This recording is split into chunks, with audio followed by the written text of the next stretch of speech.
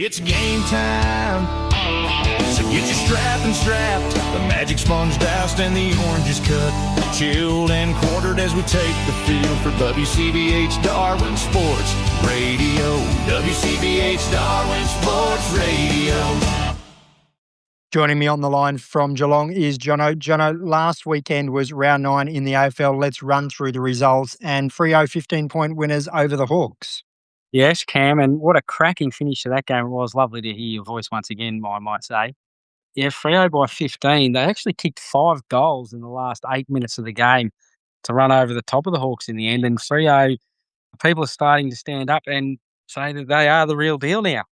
They certainly are. Now, Friday night, Brisbane Lions 100 over the Carlton Blues 89. 11-point margin. That was the final nail in the coffin, sadly, for poor old Michael Voss. Yes, and Vossi knew it and communicated that with the powers to be prior to the game. The players didn't know that, but it was nice to see him put up a little bit of a fight in the second half. They were monstered in the first half, but unlike Carlton this year, they actually fought back in the second half for a change.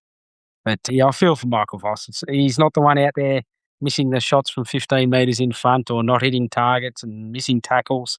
So you always feel for the coach, particularly when he's a legend of the game.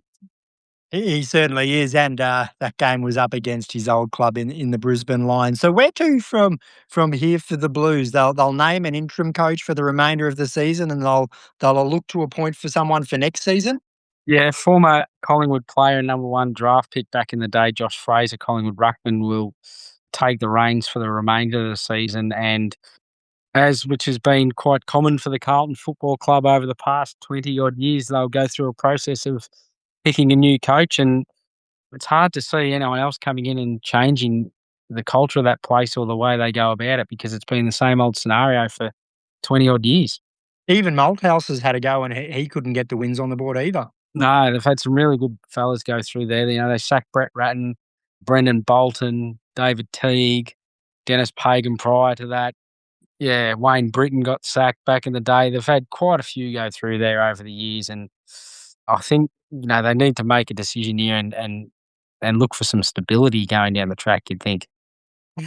Has Tasmania named their coach? Is there now a Blues v Tasmania who can get the best coach available? Yeah, a little bit to and from in there, because we've all suspected that Nathan Buckley will be the coach of Tasmania, but it's come out in the media this week that the favourite now is Kenny Hinkley to go down to Tassie. So we'll wait and see what happens there. May only be speculation, Cam, but there's some quality coaches: Adam Simpson, John Lemire, Kenny Hinkley, obviously, and Nathan Buckley. There's some A-grade coaches, plus there's a lot of younger fellas coming through as assistant coaches in other clubs, particularly a few of my old Geelong fellas in Corey Enright at St Kilda, James Raleigh at Geelong and James Kelly at Geelong. And we've seen what Stephen King's done at Melbourne, an ex-Geelong coach and player, has done with the D's this year. So, yeah, it's whether they stick with the tried and true or they go with the inexperienced coach and give them a crack. So it really is watch this space for both the Blues and the Tassie Devils. Let's move over to Port Adelaide and the Western Bulldogs, and the Dogs got home by 2 points. They did, and they've been thereabouts, the old Port Adelaide power side. They went down by 2 points to the Doggies. The week prior to that, they lost to Adelaide by a point. They beat Geelong by 5 goals the week before that. They lost to Hawthorn by 3 points the week before that. And earlier on in the year, went down to West Coast by 2 points. So poor old Port Adelaide, they've been thereabouts. They could quite easily be in the top 4. And we're not speaking of them by any stretch of the imagination of being in the league of those teams. But they, you know, if they had flipped a few of those results, they'd be right up there. In the end, when you just fall short, you still don't get any points, and that will be something I would imagine they'll have a look at later on in the year. I saw a headline during the week: the rebuild is over for North Melbourne, and you know they pushed the Sydney Swans all the way. You agree with that headline? Yeah, most definitely. And even, you know, fellas like Kane Corns have been calling it, you know, the rebuild's over 12 months ago, and now people are actually starting to join in the chorus, to use a phrase from North Melbourne's theme song, and join Kane in his remarks that the rebuild is over.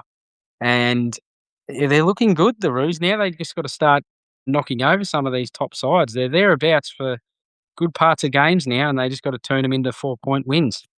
The final score there, Swans 105, the Roos 97. GWS 103 over the Essendon Bombers 89. That one was in Sydney. That one was in Sydney. It was nice to see the Bombers put up a little bit of a fight. What do we take away from that? I'm not too sure. Giants still missing players on the injury list.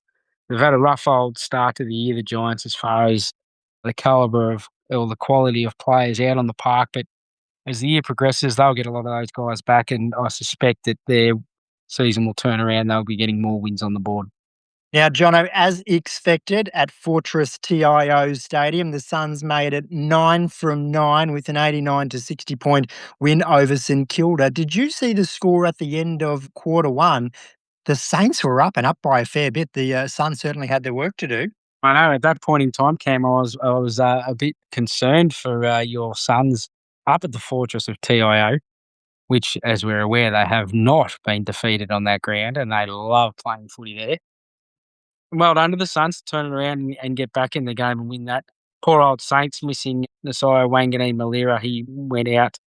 It was a late out prior to the game, and as it's turned out this week, he'll miss a few weeks of footy now, so that's a big loss for the Saints. But hopefully, for your sake, Cam, the Brownlow medalist Matty Rowell might be able to come up from an ankle injury and get back and play on Friday night.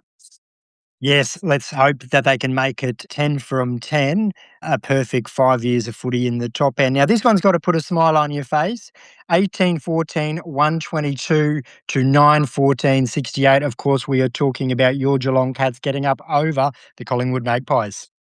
It certainly does put a smile on the face, Cam. And to be perfectly honest, and I went to the MCG and saw this game, Geelong should have won by 15 goals. The amount of times the Cats turned the ball over or decided to take a long option or a risky option when they had an easier one they could have taken was quite significant throughout the game. And the margin probably flattered Collingwood in the end. Geelong was sensational and they should have won.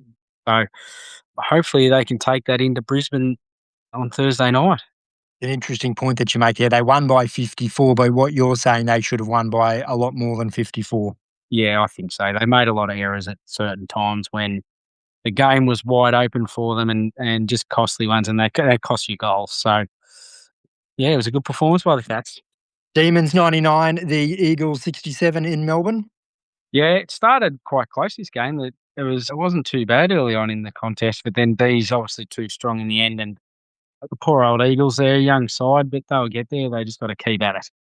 And the Crows, they travelled over to Melbourne to face the Tigers at the MCG, and they got away with it by 37 points, Yeah. 98 to 61. And this was quite similar. The Tigers were well and truly in the contest at halftime, and after halftime, the Crows tightened the screws on the Tigers and converted their opportunities and ended up 37 points in front. And it's probably how the margin should be in the end, really. Let's have a look at the ladder. The top six is the Swans, the Dockers, the Hawks, the Lions, the Cats, and the Suns. Sitting in the wild card from 7 through to 10, Demons, Crows, Bulldogs, and the Magpies. And sitting out at this stage, we've got the Saints, the Kangaroos, GWS, Port Adelaide, the Eagles, Blues, Bombers, and Tigers. Thoughts on the ladder? Oh, I'm just looking at it as you speak, Cam, and those 4 games that I mentioned about Port Adelaide going down in narrow defeats, if they'd have won 4 of those, that takes them then up to 28 points, and they'd be sitting third on the ladder, which Huge. it's small margins, isn't it? But it's quite costly in the long run. It certainly is. They've got to make those ones count. Let's get into round 10. It starts Thursday night, where we'll see the Lions take on your Cats. And on the Cats form, Cam, I think they can go up and beat the Lions at the Gabba. My only concern is a 5-day turnaround from playing on Saturday night. I think the Lions, they're Friday night, so they'll have a 6-day break. Yeah. Toss of the coin here. I see the way the Cats played on Saturday night, I think they can beat the Lions at the Gabba, but it will depend on how long they can stick with them, and particularly late in the game, whether that fatigue sets in from having that extra or that one less day break. Who are you tipping? Brisbane. I'll go your Cats. You're hot and cold on your Cats with the tips this year. I am, aren't I? It's not fair on the Cats, is it? No. Sydney Swans and Collingwood at the SCG on Friday. Yeah, and the Pies will be without a few of their warriors. Darcy Cameron will be out. The ruckman, he's missing. Darcy Moore, the captain, out with concussion. Pat Lipinski's also gone down with concussion protocols. And Scott Pendlebury's being rested for his record-breaking game the following week. So you'd have to think the Suns will venture back to the SCG and comfortably get over the Pies. Yeah, so we're both tipping the Swans there. Friday night, we've got Gold Coast Suns up against Port Adelaide. I know you spoke about Port Adelaide, starting to click and winning those close games. Can they not start this Friday? Can we just make it a perfect 10 Well, from 10 for the Suns? this is exactly what I was going to say to you, Cam. Imagine if they go up there and ruin the 10-game winning streak, possibly 10-game winning streak for your Suns. They have played the Suns up at TIO previously, so it's not a foreign territory for a lot of those players. So it'll be interesting, but I think we have to go with the form Suns at TIO, don't we? Yeah, I'll be tipping the Suns, but I am nervous for that one. Saturday, Crows up against the Kangaroos. Yeah, I just don't. This is interesting, isn't it? Like North, and we know they're improving and they're in games for a lot longer and so on. But I think Adelaide Crows at the Adelaide Oval are a different kettle of fish, and you'd think they'd get over North. I'm going to tip North based on them being able to push the Swans last week. Demons up against the Hawks at the G. This should be a cracker. This could really be a toss of the coin game. This one, Cam. If Melbourne are playing, as we know, some great footy this year, which is quite unexpected, and the Hawks, they're coming back from Perth, but obviously they would have had a quiet week as far as recovering from that. Both sides are playing some great footy. Toss of the coin. Probably just think the Hawks might have a greater firepower than the D's. It's 7-3 on the ladder. Look, I'm gonna tip the Demons in that one at the G. Carlton Blues, Western Bulldogs, the poor old Blues. It doesn't sound like Voss had lost the dressing room, so I'm actually not expecting them to bounce back this weekend.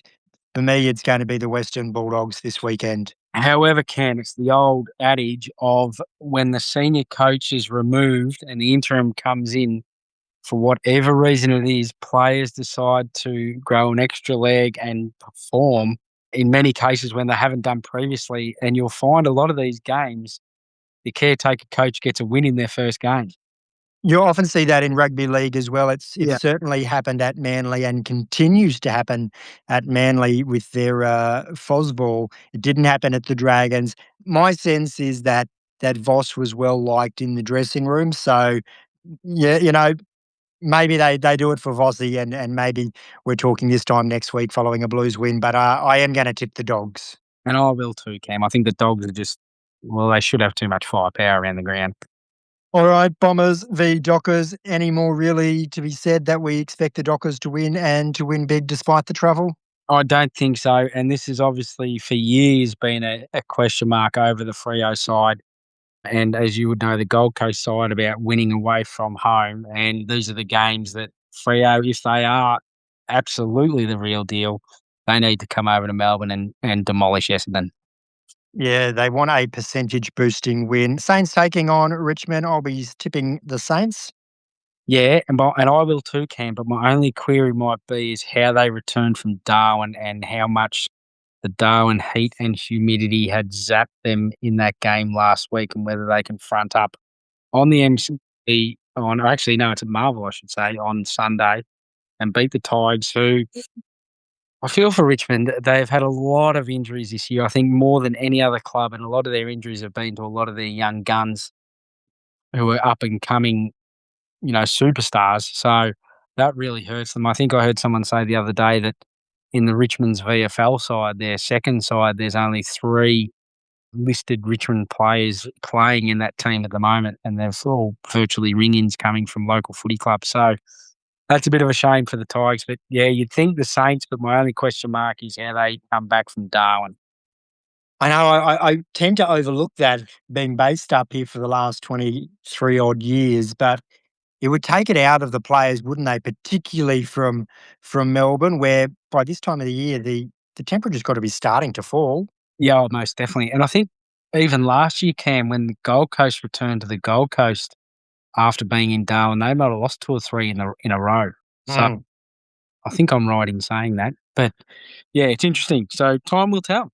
West Coast Eagles up against GWS. It is in Perth at Optus Stadium. Can the Eagles get a victory here? I'd like to think so, but I don't. I think the Giants should be too strong. Possibility of a few of their guys maybe coming back this week, which they'd be hoping for, but we'll wait and see there. I think the Giants should be too strong for the Eagles, but I expect the Eagles to be competitive for the majority of the game. Yeah, I'm going to tip the Eagles there. I think home ground advantage means something over there, and yeah, I'm going to tip the Eagles. Good. I hope you're right. I hope you're right for you and the Eagles' sake. Anything else happening in the world of football that we need to know about, Jono? I think the greatest thing this week is Michael Voss, and good on you, Vossy. He's been a champion of the game. He's an absolute champion footballer, and he took over the Brisbane Lions when, they were a bit of a basket case up north, so that didn't end well for him, and he obviously took over Carlton, and they were a bit of a basket case too, and that didn't end well for him. But I hope his legacy is not remembered by those 2 coaching stints, but more so of what a legend he was as a player on and off the field. It's a tough gig. Do you think he'll look for his 3rd AFL coaching job? I doubt it. I don't know, but I doubt it. I think there'll be roles for Vossy in the media or roles for Vossy in the AFL house. He could virtually write his own ticket on what he wanted to do, but yeah, I don't know. This one might sting him as far as another coaching job is concerned. Jono, you said it well. Well done to Michael Voss, absolute champion of a player and a very, very capable coach. It's sad to see it end like that for him. We'll talk next week, Jono, as we wrap up round 10 and preview round 11. Fantastic. Go Cats and go your Suns up at TIO. Oh, the Suns. It's game time, so get your strapped. The magic sponge doused and the oranges cut, chilled and quartered as we take the field for WCBH Darwin Sports Radio. WCBH Darwin Sports Radio.